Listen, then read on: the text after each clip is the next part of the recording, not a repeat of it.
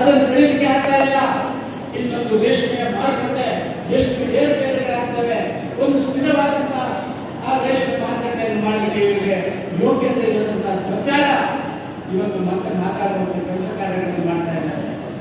ಸಿದ್ದರಾಮಯ್ಯರ ಕುರ್ಚಿ, ಡಿ.ಕೆ. ಶಿವಕುಮಾರರ ಕುರ್ಚಿ ಈಗಾಗಲೇ 3 ಕಾಲು 4 ಕಾಲಿಂದ 3 ಕಾಲಿಗೆ ಬಂದಿದೆ.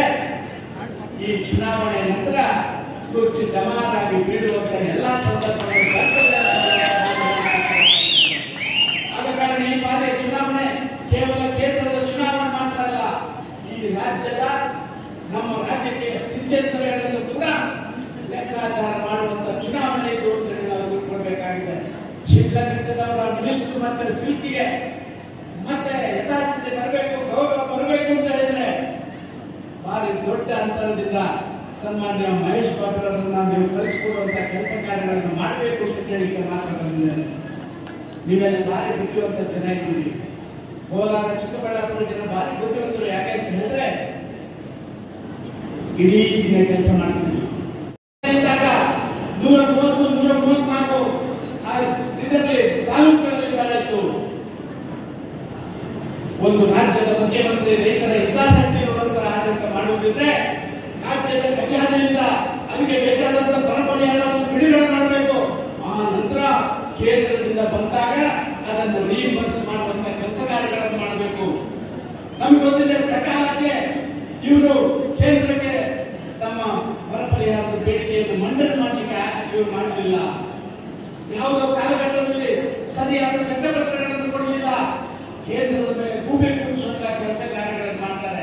ಸ್ವಾಮಿ ಸಿದ್ದರಾಮಯ್ಯವರೇ, ನಿಮಗೆ ತಾಕತ್ತಿದ್ರೆ 14 ಬಜೆಟ್ ಕೊಟ್ಟಂತ ಮುಖ್ಯಮಂತ್ರಿ ಅಂತ ಹೇಳಿದವರಿಗೆ ಗೊತ್ತಿರಬೇಕು ಜನರಿಗೆ ಯಾವ ಬರಪರಿಹಾರ ಆ ಕಾಲಕ್ಕೆ ಸಿಕ್ಕಿದ್ರೆ ಮಾತ್ರ ಅವರ ಮುಂದಿನ ಎಲ್ಲ ರೈತಾಪಿ ಕೆಲಸ ಕಾರ್ಯಗಳನ್ನು ಮಾಡಲಿಕ್ಕೆ ಸಾಧ್ಯ ಆಗುತ್ತೆ. ಇದನ್ನು ಬಿಡುಗಡೆ ಮಾಡುವಂತ ಯೋಗ್ಯತೆ ಇಲ್ಲ. ಇದಕ್ಕಾಗಿ ಈ ಬಾರಿ ನಿಶ್ಚಯ ಆಗುತ್ತೆ.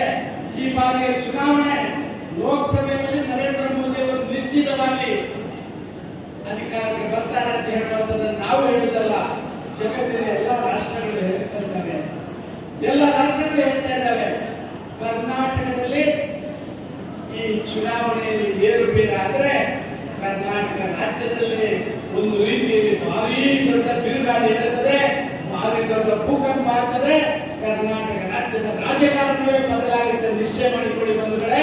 ಅದಕ್ಕಾಗಿ ನಡೆಯುವಂತಹ ಚುನಾವಣೆ ಇದು. ಈ ಬಾರಿ ಲೋಕಸಭಾ ಚುನಾವಣೆಯಲ್ಲಿ ಕರ್ನಾಟಕದಲ್ಲಿ ಭಾರತೀಯ ಜನತಾ ಪಾರ್ಟಿ 20, 24, 28 ಸ್ಥಾನಗಳನ್ನ ನಾವು ಪಡ್ಕೊಳ್ಳುವಂತ ಪ್ರಯತ್ನಗಳನ್ನು ಮಾಡ್ತಾ ಇದ್ದೇವೆ. ನೀವು ಆಶ್ಚರ್ಯ ಮಾಡಬೇಡಿ. ದೇವೇಗೌಡರು ಹೇಳಿದ್ದಾರೆ 24ಕ್ಕಿಂತ ಹೆಚ್ಚು ಬರ್ತದೆ ಅಂತ. ಯಡಿಯೂರಪ್ಪರು ಹೇಳಿದ್ದಾರೆ ನಾವಿಬ್ಬರು ಸೇರಿ ಪ್ರಯತ್ನ ಮಾಡೋಣ. ದೇವೇಗೌಡರೇ, 28ಕ್ಕೆ 28 ಕೂಡ ಈ ಸಾರಿ ಭಾರತೀಯ ಜನತಾ ಪಾರ್ಟಿ ಮತ್ತು ಜೆಡಿಎಸ್ ನ ಈ ಎನ್ಡಿಎ ಖಂಡಿತವಾಗಿ ಬರ್ತದೆ ಅಂತ ಹೇಳುವಂತ ಆ ಒಂದು ಮಾತನ್ನು ಅವರು ಹೇಳಿದ್ದಾರೆ. ನಾನು ರಾಜ್ಯದಾದ್ಯಂತ ಪ್ರವಾಸ ಮಾಡ್ತಾ ಇದ್ದೇನೆ. ಹೋದಲ್ಲಿ ಎನ್ಡಿಎ ಪ್ರವಾಸ ತಾಲೇ ಇದೆ. ಮೊನ್ನೆ ಹಾಸನಕ್ಕೆ ಹೋಗಿದ್ದೆ. ನಾನು ಹಾಸನಕ್ಕೆ ಹೋಗಿದ್ದೆ. ಪ್ರಜ್ವಲ್ ರೇವಣ್ಣರ ಆ ಚುನಾವಣಾ ಕಣಕ್ಕೆ ಹೋಗಿದ್ದೆ. ಒಂದು ರೀತಿಯಲ್ಲಿ ಅಲ್ಲಿ ಕಾಂಗ್ರೆಸ್ನ ಪೂರ್ತಿ ಅವರ ಆ ಏನು ಹಿಂದಿನ ಚಾಪಿತ ಅದೆಲ್ಲ ಕೆಳಗಿಳಿಯುವಂತಹ ಕೆಲಸ ಕಾರ್ಯಗಳನ್ನು ಕಂಡಿದ್ದೇವೆ. ದೇವೇಗೌಡರ ಅಭಿವೃದ್ಧಿ ಕೆಲಸಗಳು ಅದನ್ನು ನೋಡಿ ಸನ್ಮಾನ್ಯ ದೇವೇಗೌಡರು 91 ವರ್ಷದಲ್ಲೂ ಈ ಏನು ಕಾಂಗ್ರೆಸ್ ಅವರನ್ನ ಏಳಿಸ್ತಾ ಇದ್ದಾರೆ, ಆ ಸಿದ್ದರಾಮಯ್ಯ ಎಲ್ಲಿ ಜೆಡಿಎಸ್ ಅಂತ ಹೇಳ್ತಾ ಇದ್ದಾರೆ. ನಾವಿದ್ದೀರಿ, ನಾವು ಬದುಕಿದ್ದೀರಿ. ಮೊನ್ನೆ ಒಬ್ಬರಿಗೆ 1 ಲಕ್ಷಕ್ಕೂ ಹೆಚ್ಚಿಗೆ ಓಟ್ಗಳನ್ನ ನಾವು ಶಿಡ್ಲಘಟ್ಟದಲ್ಲಿ ಆಸ್ತಿ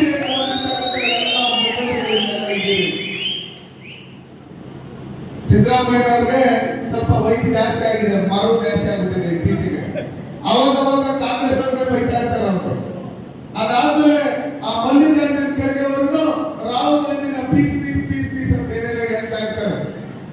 ದೇಶಕ್ಕೋಸ್ಕರ ಪೀಸ್ ಆಗೋರ ಲೆಕ್ಕಾಚಾರದಲ್ಲಿ ಇವರು ಏನ್ ಮಾಡಿದ್ರು ಅಂದ್ರೆ, ಅವಾಗ ಇಂದಿರಾ ಗೋವಿಂದರಾಜ್ ಹೇಳ್ತಾ ಇದ್ರು, ದೇಶ 60 ವರ್ಷ ಇವರು ಆಳಿ ದೇಶನ ಚಿತ್ರ ಮಾಡಿ, ಭಾಷೆಗಳ ಮೇಲೆ, ಜಾತಿಗಳ ಮೇಲೆ ಚಿತ್ರಣ ಮಾಡಿ ಇವತ್ತು ಭಾರತ್ ಜೋಡೋ ಅನ್ನೋ ಕಾರ್ಯಕ್ರಮದಲ್ಲಿ ಹೋಗಿ ಅಲ್ಲೆಲ್ಲ ಜೀವನ ಹಾಕಿಕೊಂಡು ಬರ್ತಾ ಇರ್ತಕ್ಕಂಥ ಈ ರಾಹುಲ್ ಗಾಂಧಿಗೆ ಒಂದು ಒಂದು ಗ್ರಾಮ ಪಂಚಾಯತಿ ಅಧ್ಯಕ್ಷರಾಗೋದಕ್ಕೂ ಅಷ್ಟೊಂದು ತಿಳುವಳಿಕೆ ಇಲ್ಲ.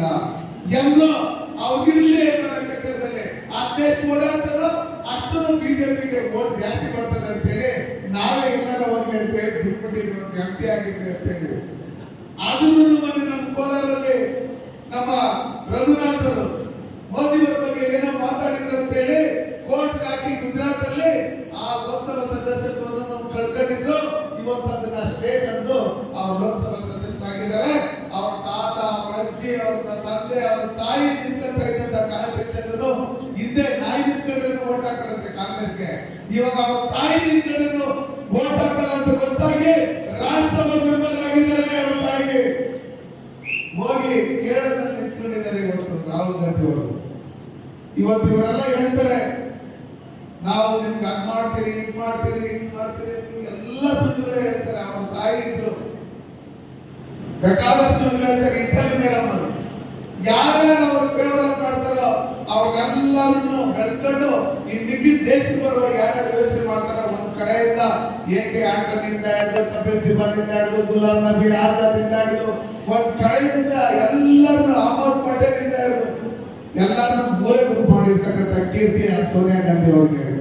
ಇವತ್ತು ನಮ್ಮೆಲ್ಲರ ಧೀಮಂತ ನಾಯಕರಾದಂತ ದೇವೇಗೌಡರು 91 ವರ್ಷ ವಯಸ್ಸಲ್ಲೂ ಈ ದೇಶಕ್ಕೆ ಒಳ್ಳೇದಾಗಬೇಕಾದ್ರೆ, ನಮ್ಮ ಜನಕ್ಕೆ ಒಳ್ಳೇದಾಗಬೇಕಾದ್ರೆ, ದೇಶ ಭದ್ರತೆಗೆ, ಭವಿಷ್ಯತ್ತಿಗೆ ಯಶಸ್ವಿಯಾಗಿ ಅಭಿವೃದ್ಧಿ ಆಗಬೇಕಂದ್ರೆ ನರೇಂದ್ರ ಮೋದಿ ಅವರು ಪ್ರಧಾನಮಂತ್ರಿ ಆಗ್ಬೇಕು ಅಂತ ಹೇಳಿ ಅವ್ರಿಗೆ ಬೆಂಬಲ ಸೂಚಿಸಿ ಇವತ್ತು ನಮ್ಮ ಕೋಲಾರ ಇರ್ಬೋದು, ಮಂಡ್ಯ ಇರ್ಬೋದು, ಹಾಸನ ಇರ್ಬೋದು, 3 ಸೀಟ್ ಸಾಕು ನಮ್ಗೆ, ನಾವು ನಿಮ್ ಜೊತೆ ಇರ್ತೀರಿ ಅಂತ ಹೇಳಿ 91 ವರ್ಷ ವಯಸ್ಸಾಗಿದ್ರೆ ನಿನ್ನೆ ಅವರು ಕುಡಿದು ಸಿಡ್ಲು ಮಿಂಚು ಇದನ್ನೆಲ್ಲ ಮೈಸೂರಲ್ಲಿ ನೋಡ್ತಾ ಇದ್ರೆ ನಮ್ಗೆಲ್ಲ ರೋಗಗಳೆಲ್ಲ ನಿಂತಂತವೆ. ನಿಮ್ ನಿಂತ್ಕೊಳ್ಳಲ್ವಾ?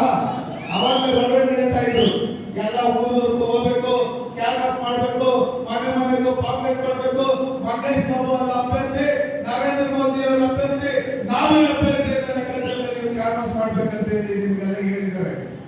ನಮ್ಮನ್ನ ರಾಮಚಂದ್ರನ್ ಮಾತಾಡ್ಸಕ್ ಬಂದಿಲ್ಲ, ಪ್ರವೀಣ್ ಅವ್ರು ಮಾತಾಡ್ಸಕ್ ಬಂದಿಲ್ಲ, ಕ್ಯಾಂಡಿಡೇಟ್ ಮಾತಾಡಕ್ ಬಂದಿಲ್ಲ, ಅದ್ ಕೊಟ್ಟಿಲ್ಲ, ಇದ್ ಕೊಟ್ಟಿಲ್ಲ ಅನ್ನೋ ಲೆಕ್ಕಾಚಾರದಲ್ಲಿ ನೀವೇನಾದ್ರೂ ಸ್ವಲ್ಪ ಏನಾದ್ರು ಬೇಜಾರು ಮಾಡ್ಕೊಂಡ್ರೆ ಅದ್ರ ಪರಿಣಾಮ ನಾವು 26ನೇ ತಾರೀಕು ಎದುರಿಸಬೇಕಾಗುತ್ತೆ. ಅದಕ್ಕೋಸ್ಕರ ಬಂದ್ರೆ ಈ ದೇಶಕ್ಕೋಸ್ಕರ ಸನ್ಮಾನ್ಯ ನರೇಂದ್ರ ಮೋದಿ ಅವರು 4 ಬಾರಿ ಮುಖ್ಯಮಂತ್ರಿಗಳಾಗಿ 2 ಬಾರಿ ಪ್ರಧಾನಮಂತ್ರಿಗಳಾಗಿ ಒಂದೇ ಒಂದು ದಿನಾನೂ ರಜೆ ಆಗದೆ ಈ ದೇಶದ ಡೆವಲಪ್ಮೆಂಟ್ಗೋಸ್ಕರ, ನಮ್ಮ ಭವಿಷ್ಯಕ್ಕೋಸ್ಕರ ಹಗಲು ರಾತ್ರಿ ಕಷ್ಟಪಡ್ತಾ ಇರ್ತಕ್ಕಂಥ ನಾಯಕರನ್ನ ನಾವು ಪ್ರಧಾನಮಂತ್ರಿಯಾಗಿ ಪಡೆಯೋದಕ್ಕೆ ಪುಣ್ಯ